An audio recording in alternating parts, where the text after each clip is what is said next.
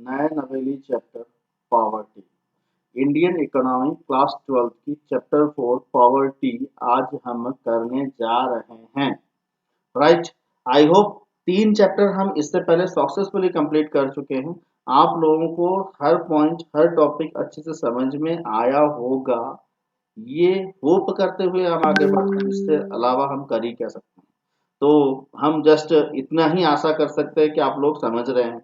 Right. इससे ज्यादा हम कुछ नहीं आशा कर सकते, क्योंकि हम यहाँ बैठे हैं स्क्रीन के इस पार और स्क्रीन के उस पार आप लोग हो। चलिए आज हम हमारा टॉपिक शुरू करते हैं। नया चैप्टर पॉवर्टी। और बेटा, सबसे भारत के बेटे और बेटियां ये समझ के रखिए कि पॉवर्टी मतलब बहुत ही दुखद भरा चैप्टर है ये। इसके बैकग्राउंड स्क्रीन में ही आप देख ही पा रहे हैं कि गरीबी से ज्यादा दुखदायक और कुछ नहीं हो सकता है।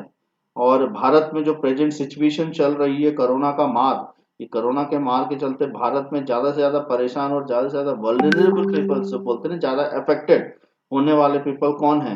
यही गरीब हैं, जो डेली वेजेस है, दैट मीन्स जो डेली कमाते और खाते हैं।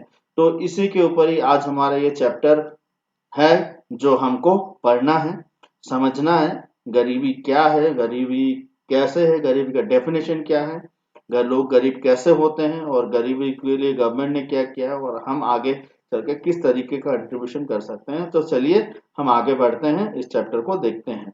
इस चैप्टर में हमको जो करने वाले टॉपिक्स हैं वो आपको सामने हैं, स्क्रीन के सामने। टॉपिक्स आप देख लीजिए, ये सब टॉपिक्स हम करने वाले हैं, जैसे introduction, meaning of poverty, who is poor, poor in urban rural area, common characters of poor peoples देखेंगे। Measures of poverty, relative and absolute measures हैं उसमें, वो देखेंगे। उसके बाद कॉन्सेप्ट ऑफ पॉवर्टी लाइन क्या होता है, किस कौन से लाइन के नीचे आएंगे तो लोगों को हम गरीब बोलेंगे, उसके ऊपर ये सब तीनों चीजें हम देखेंगे। उसके बाद poverty in India, causes of poverty, poverty होती क्यों है, गवर्नमेंट इसके लिए पॉवर्टी को हटाने के लिए क्या कर रही है, poverty alleviation programs in India क्या हुआ है, let's see, we will see that, and critical evolution of poverty alleviation programs in our country. Right, ये हम देखेंगे लास्ट में। तो वैसे करके आपके जो पॉइंट्स हैं, ये टॉपिक्स हैं, ये हम आगे डिस्कस करते चलेंगे। चलिए आज हम शुरू करते हैं हमारा पहला लेक्चर विद द इंट्रोडक्शंस। मैं यहाँ पे कुछ नहीं बोलूंगा अगले 1 मिनट तक। आप खाली देखते जाइए, सोचते जाइए कि गरीबी क्या होती है।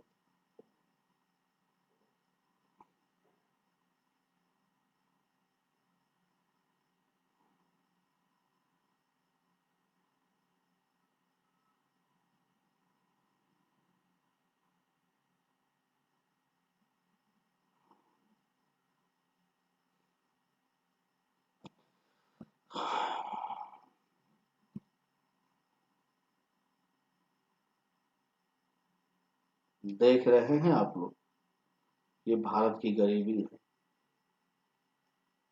झूठा खा रहे हैं। ये तो और भी पैथेटिक सीन है। नीचे जमीन में गिरा हुआ खाना एक बच्ची खा रही है, और ये गरीब है फिर भी खुश है। घर इनका देख रहे हैं कैसा है, रात को चंदा तारा सब दिख रहा होगा। ये बच्चा पूरा कंकाल दिख रही है, स्केलेटन्स पूरी दिख रही है। ये पूछ रहा है, ये गरीबी क्यों, हम ऐसे क्यों हैं। चलिए, poverty in India is a historical reality, इससे कोई बाहर नहीं आ सकता। From a late 19th century the early 20th century, under British colonial rule poverty in India intensified, ज्यादा हो गया था। Peaking in 1920s, famines diseases killed million each time. जितने बार भी फेमाइन्स, जैसे कोरोना आया, वैसे कोरोना का वैक्सीन नहीं है, उस समय भी जैसे बहुत सारे डिसीजेस आया करते थे, चिकनगुनिया, चिकन पॉक्स, ये सब के लिए कोई वैक्सीन नहीं हुआ करते थे, और करोड़ों लोग ऐसे मर जाते थे। After India gained its independence in 1947, mass death from famines were prevented. जब इंडिया में इंडिपेंडेंट हुआ तब प्रिवेंट हुई। ऐसे ही बंगाल फेमाइन एक है 1943 में, लोग कीड़े मकोड़े जैसे मर गए थे, लाखों लोग कीड़े मकोड़े जैसे मर गए थे बिना खाना के चलते। आप ये समझ लो, खाना नहीं मिला था इन लोगों को। कोई भी कारण हो सकता है, ड्रॉट हो सकता है, बीमारी हो सकती है जिसके चलते खाना नहीं उगाया गया होगा, मिला नहीं होगा, कोई भी कारण हो सकता है, बिना खाना खाए लाखों लोग मर गए थे। मगर जब हमारा कंट्री इंडिपेंडेंट हुआ, उसके बाद से ये जो फेमाइन थी, फेमाइन मतलब जो खाना बिना खाना खाए जो मर जाते हैं उसको फेमाइन बोलते हैं, ये प्रिवेंट हुआ है। Rapid economic growth since 1991 has led to the sharp reductions in extreme poverty in India. हमारे भारत में जो गरीबी रेशियो है ये 1991 के बाद बहुत कम हुआ है। However, those above poverty lines live a fragile economic life. Anyway, हमारा जो इकोनॉमिक लाइफ है बहुत ही अटपटा सा है। इसमें आप देख लो, जो पूरे पिक्चर मैंने दिखाया यहाँ पे है, यहाँ एक चीज क्या है, declare war on poverty not the poor. Poverty के ऊपर हमें वॉर छेड़ना है, ना कि गरीबी के ऊपर छेड़ना है, गरीब के ऊपर छेड़ना है। ये हमने मैथ्सोना गैलीवेस बोले थे इसको। उसके बाद देखो, गरीब के बच्चे भी खाना खा सके त्योहार में, तभी तो भगवान खुद बिक जाते हैं बाजारों में। जैसे गणेश जी की मूर्ति बिकती है, दुर्गा माता की मूर्ति बिकती है, क्यों? क्योंकि गरीब के बच्चे भी खाना खा सकें त्योहारों में, तभी तो भगवान खुद बिक जाते हैं बाजारों में। Nice quotation.